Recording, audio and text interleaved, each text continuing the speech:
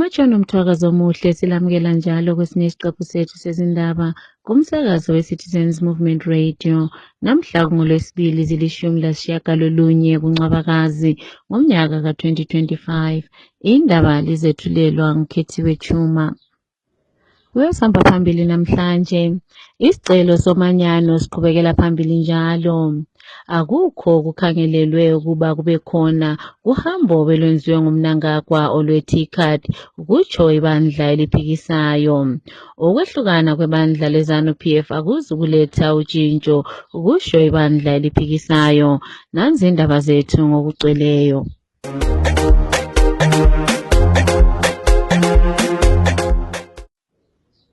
Umkhosi womanyano kuzwekazi le-Afrika uqhubekela phambili ngokuhlatshwa lapho umongameli waseBotswana uDuma Pohho engomunye wabathungameli bezwekazi lase-Afrika omemezele ukuba amazwe ase-Afrika kumele amanyane aqinise ubudlelwane babo kwezepolitiki kanye lezomkhonomi. Ekhuluma emhlanganweni we-SADC obubanjwe e-Antananarivo kwele Madagascar, umongameli uBohko uthi amazwe ase-Afrika kumele aqinise ubudlelwano babo ukuze baqede udubo njalo bangaphili ngokudinga usekelo kwamanye amazwe. Inkulumo yakhe isiyamukelwe ngabantu, lembono elethwe ngabantu etshiyeneyo kuzwekazi le-Afrika. Lokhu okuza ngesikhathi iMelika ikhiphe usizo lwayo yafaka imigomo emazweni ase-Afrika. Ake sizweni umongameli uBohko ekhuluma. Let us focus our collective attention on wrestling with the challenges that bedevil our continent. We've seen when the rough winds of circumstance demonstrated to us the challenge that faces multilateralism in today's world. We've seen how over-reliance on trade with certain powers of the world has rendered us so fatally vulnerable that we are now dependent on their mood swings. They determine what happens on the African continent. And this is because we've allowed ourselves to fall into a trap of self-loathing, where we've hated not just ourselves but our neighbors on the African continent. We've refused, we've been reluctant to trade with each other, to see and recognize each other's worth. We've come to that point, that inflection point in our history, where we must recognize that we need each other. We need each other desperately as African countries, as Africans. We must reach out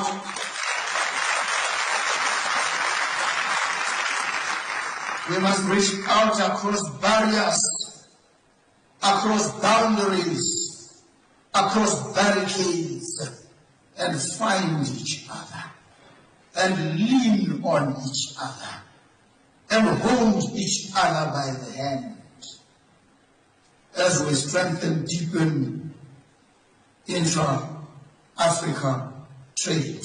That's our only means of survival. We've spoken on this. There's been a lot of political rhetoric around these issues. We are at that point where words must now translate into tangible deliverables. Hundreds of thousands of our citizens across the breadth and length of the African continent are still caught in the hellish death grip of poverty and unemployment. Africa is in distress. It is calling out to each and every one of us. That cry of distress is a call to the rescue. And we must rise here and now and into the future and respond to that cry of distress.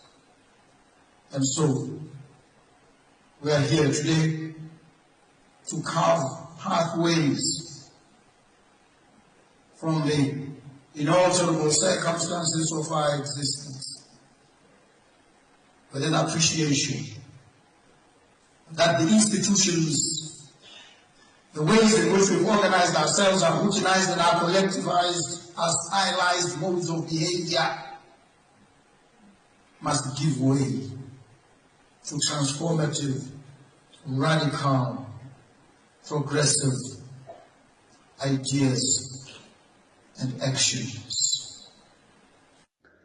Isiphathamandla sebandla eliphikisayo umhlonishwa u-Eric Gono usetheka kukho kubambekayo kuzaphuma kuvela kumongameli webandla leZANU-PF u-Emmerson Mnangagwa kuhambo lwakhe abelalo esiya eJapan emhlanganweni lo obungowe-Tokyo International Conference on African Development. Lo oyemela ilobhengula amakwekwe etalele ephalamende uye watshela umsakazo we-Citizens Movement Radio ukuba uMnangagwa uke wathatha uhambo esiya eDavos lapho bekulomhlangano khona wezomkhonomi kwele Switzerland, kodwa akukho kubambekayo aze lakho ekhaya iloba esebenzise inkalakatha yemali yabantu ababhadala imithelo njalo ehamba lequqaba lwabantu. Ake sizweni umhlonishwa uGono ekhuluma. Umongameli uMnangagwa uhambe kwalaseJapan ku-summit abathi Tokyo Africa Development Summit, lapho okukhangelelwe ukuthi kuyahlangana kudiscusswa indlela okungathuthukiswa ngazo i-Africa ama-cooperation le-Japan. But esikwaziyo ukuthi akulanto ebambekayo ezaphuma khona lapho, ngoba i-government yeZimbabwe ayilathando labantu beZimbabwe njalo ayila inhloso yokudevelopha iZimbabwe. Abakudingayo kuphela ngamathuba okudinga amasela avela kwamanye amazwe abangabuya lapha bewasebenzise ukutshontsha inotho yelizwe. Lokhu sikubona kakhulu bayakwenza besebenzisa ama-China, kade sebefuna ukudinga amasela amatsha abangasebenzisana lawo ukutshontsha inotho yelizwe. Kubuhlungu ngoba esikhathini esiningi abasafa kakhulu ngumphakathi, ngoba umphakathi esigabeni sokuthi ngabe uyabenefita kunotho eyaseZimbabwe, inotho yelizwe lethu lilenotho eningi kakhulu, kodwa kudliwa ngabalutshwana kanye lama-China. Manje khathesi sizakhangelela ukuthi kube lama-Japan futhi azabuya ezoncedisana nama-China ukutshontshela ilizwe besebenzisa iZANU-PF. Usomlomo webandla eliphikisayo uPromise Mkhwananzi usekhuthaze izakhamizi ukuba zingathathekiswa ingxabano ekhona phakathi kwebandla leZANU-PF lapho athe lokho kakuzukuletha utshintsho. UMkhwananzi uthi la amabandla omabili alwayo kubandla leZANU-PF abalazo izidingeko zabantu enhlizweni zabo, kodwa abalwela ukuba batshontshe ingcebo yelizwe. Uye wathi utshintsho lwangempela luzakuza kumthungameli ovela ebantwini njalo okhangelele ukuba nanze izidingeko zabantu ofana lomongameli uNelson Chamisa. Siye saxoxisana lezakhamizi lezo ezivumelane lenkulumo kaMkhwananzi njalo zafuqa ukuba kakube lotshintsho kwezokhetho. Ake sizweni. Our country is now polarized by factional battles within the ruling party, with some citizens supporting one faction over another. However, these battles are centered on the idea of looting and access to make the country swell. They do not reflect or address the real issues facing the nation, such as poverty, unemployment, and lack of access to basic services resolved. It's time for us as a country to look beyond these factional battles and demand a system that serves the people's interest. Citizens should not be swayed by promises of patronage or personal gain, but rather we must demand policies that will benefit the nation as a whole. Our country deserves a government that will be accountable, transparent, and responsible to the needs of the citizens. It's time for us as citizens to come together and demand electoral reforms that will ensure a level playing field for all citizens. We must come together and call on our government to prioritize the nation's interest over personal gain, all government institutions should be guided and governed by our national Zimbabwean constitution. As from now going forward, electoral reforms are essential to ensure that the will of the people is reflected on by the government. We need reforms starting from and looking on independent electoral commissions, transparent voting processes, equal access to media and campaign financing, voter education and registration. Hence, Promising Corners is 100% correct.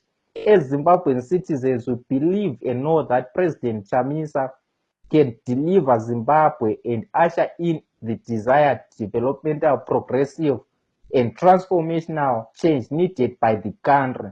And hence, the current electoral body or system needs to be changed as it lacks transparency, fairness, and accountability. Maswera sei ya zvataurwa navamangwananzi ava ndo chokwadi chaicho icho ndo chinonzi chokwadi manje chisina kana anopokesana. Mukatarisa kurwisana kwese kuri kuitika vanhu muzanu PF muyemuka inyaya yekuti vanenge vakonana panyaya yekuda kudya chete, vachida zvigaro, kona vakuda zvigaro chete, then vakatanga kudzingana kana sezvavakaita navana Mnangagwa nana Chiwenga payapa, vange vakudzingwa naGrace Mugabe. Grace aine timu yake, Mnangagwa aine timu yake, saka Mnangagwa akazoshandisa mashoja kuti abvise Mugabe payapa. Anditi saka inyaya yekuti vanenge vachida kungodya.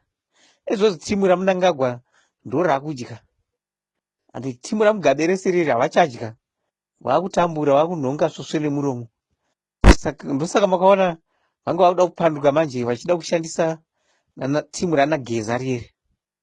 Ana Geza wanga wauya itimu yaMugabe kai, ende nanhasi vachirimo vamwe vachiri kutoshanda muma government departments akasiyana siyana, asi havachadyi manje vanhu ivavo mukaona. Saka zviri kuvarwadza kuti manje isusu hatichadyi, hachanokore, saka toita sechiregai tibvise ava tipire isusu tidye. Inyaya yekuti vanoda kungodya chete, haisi inyaya yekuti anzoda kubatsira zvizhinji veZimbabwe kana kuti vada kubatsira vanhu vari kutamburawo zvavo.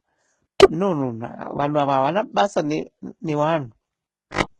Hurumende ine basa nevanhu ka, hurumende ichazouya ichagadzirwa naAdvocate Nelson Chamisa. Ndiyo hurumende ichazova nehanya nevanhu, kwete iyi iripo iyi. Kana kurwisana kwese kwavari kuita makakatakana ese handeuda kuti ivo vadyi vachiguta matumbu yavo, handiri mazvikuona. Saka exactly mashoko ataurwa navamukwananzi ndo mashoko chaichaiwo. Isusu tinototsigirana nawo ivavo kuti vaAdvocate Nelson Chamisa vakazopinda panyanga ndopamuchazoona manje kuti ndo wachavaka hurumende inoita zvido zvevanhu pamwoyo, kwete ava ndo kungodya chete, ava havana basa nevanhu ava. Ende mukatarira, mukanyatsotarira mukaenda pagiraundi yacho yapoka, vanhu vari kunhonga svosve nemuromo vachitambura, including masupporters eZanu PF wacho. Masupporters vanoshandiswa neZanu vaya panguva yemaelections aya, vanhu ivava maelections akangopera chete zvatopera, una vakutanga kuputsirwa dzimba, vakutanga kutorerwa misika, vakutanga kuminda chacha, umwe akada kuzvitsika nemotikari munhu weZanu PF. Mukuzva vanotanga kuharaswa after maelection, ndopa munozotoona manje kuti bato iri harisi bato revanhu, iri bato rekuti vanenge vachida kungopinda muzvigaro zviyezu, vapinda muzvigaro muyemo vototanga kutodya zvavo, matumbu avo atoguta. Inhlanganiso ye-Amalgamated Rural Teachers Union of Zimbabwe, ATUZ, isisole kakhulu inhlanganiso yeZimbabwe Congress of Trade Unions, ZCTU, ngokusebenzela ibandla leZanu PF kulokuba iqaphe ukusebenzela lokho okufunwa izisebenzi. Inhlanganiso yamatitshala iveze ukuba inhlanganiso ye-ZCTU ihlose ukuba yenze umhlangano ongajwayelekanga, behlose ukuba bakhiphe unobhala jikelele Japhet Moyo, lo abathi uyabavimba ukuba basebenzise ubudlelwano babo asebelabo inhlanganiso ye-ZCTU kanye leZanu PF.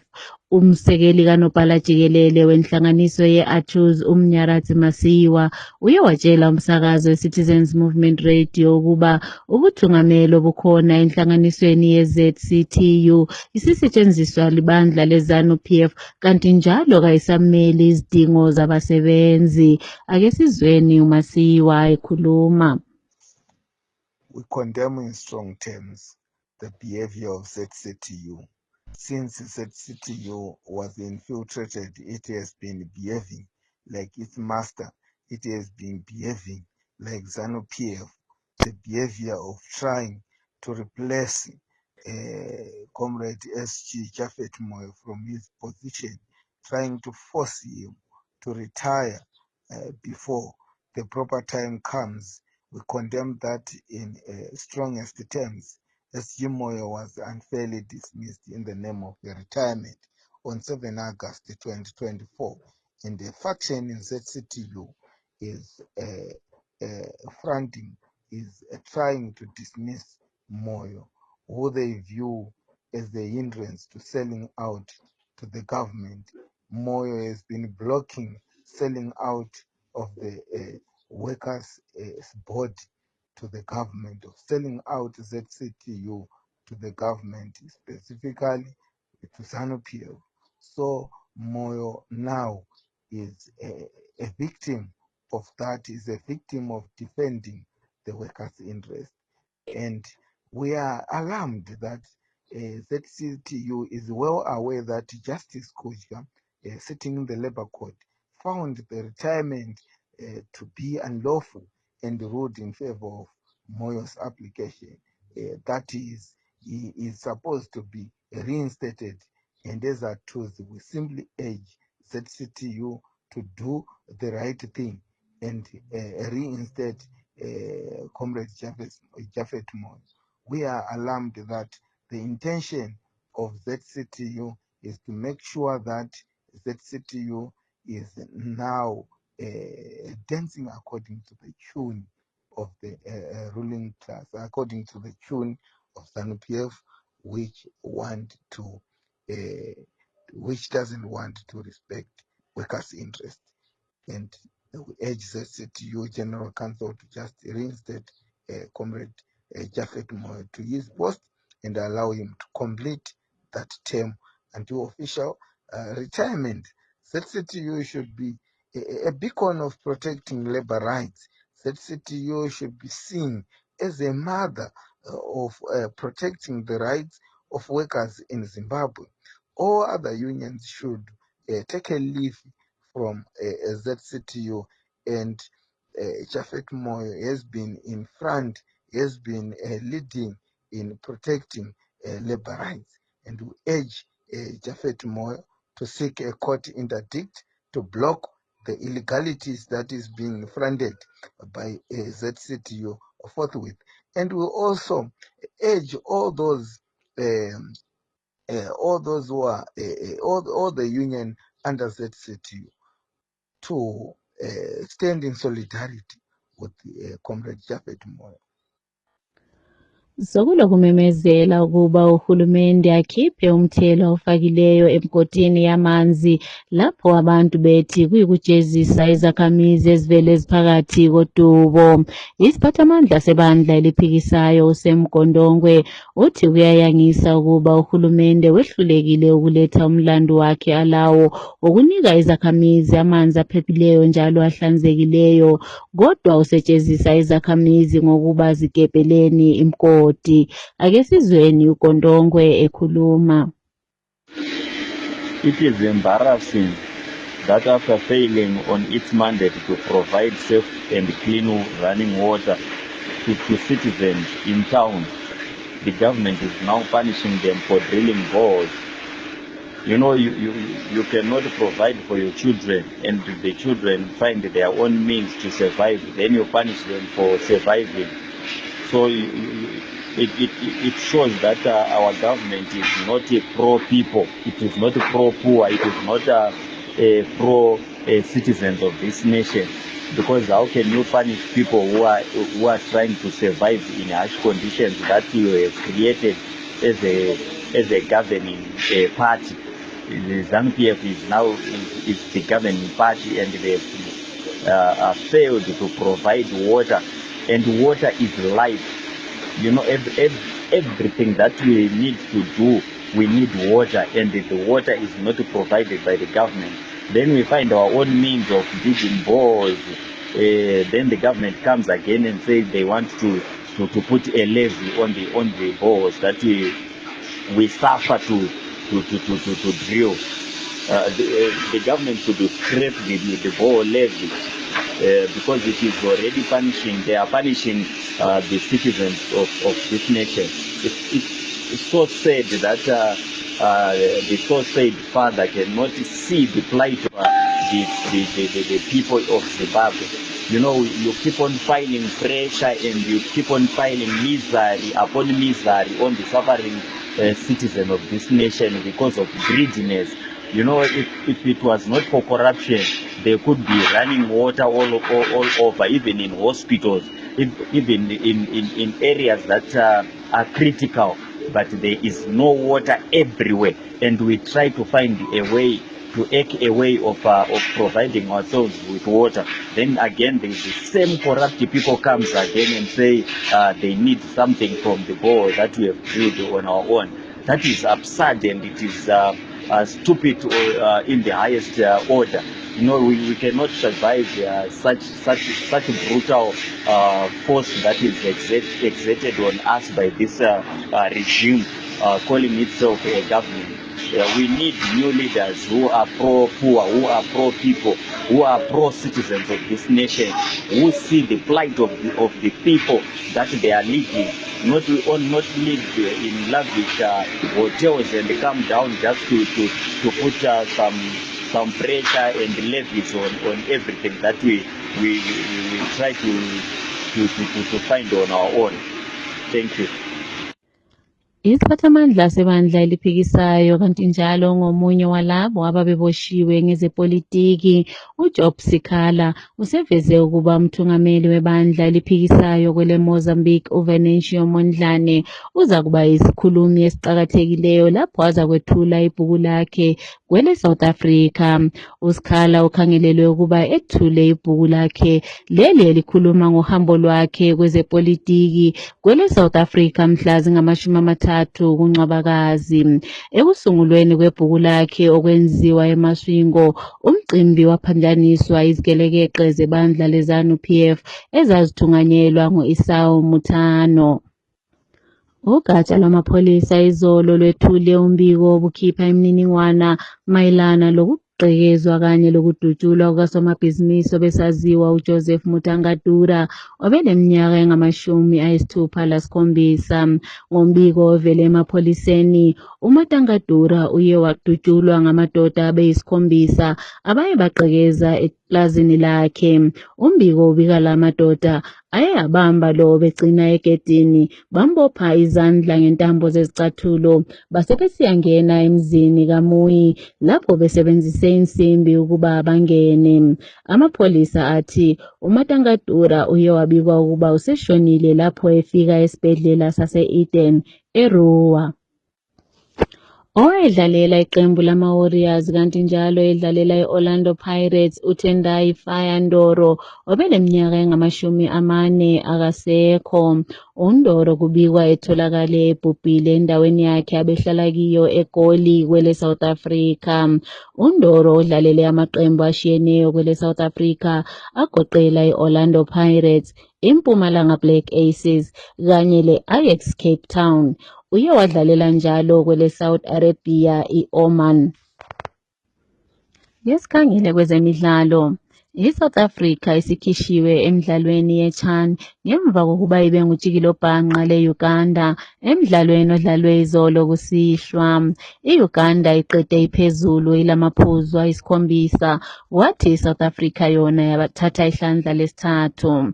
I-Algeria yona ithethe indawo yesibili iqede ilamaphuzu 6 ngemva kokuba zidlale zaba ngujikilobhanqa le-Niger.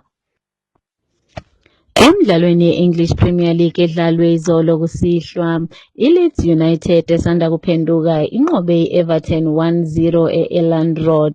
Umfana omusha uLucas Nagma uhlohle kusele imizuzu eyisithupha kuphela ukuze bathole amaphuzu amathathu.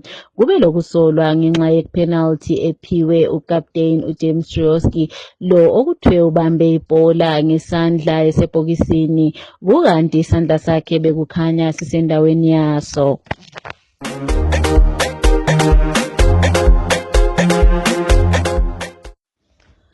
Ukuziphetha lezi ndaba kumsakazo we-Citizens Movement Radio, nanze bezihamba phambili. Sokulokumemezela njalo kokumanyana kuzwekazi lase-Afrika. Akukho kumele sikukhangelele okuvela kuMnangagwa kuhambo lwakhe lwe-TCAD, kutsho isiphathamandla sebandla eliphikisayo. Ukulwa kwebandla leZANU-PF akuzukuletha utshintsho, kusho isiphathamandla sebandla eliphikisayo. Siziphetha lapha lezi ndaba.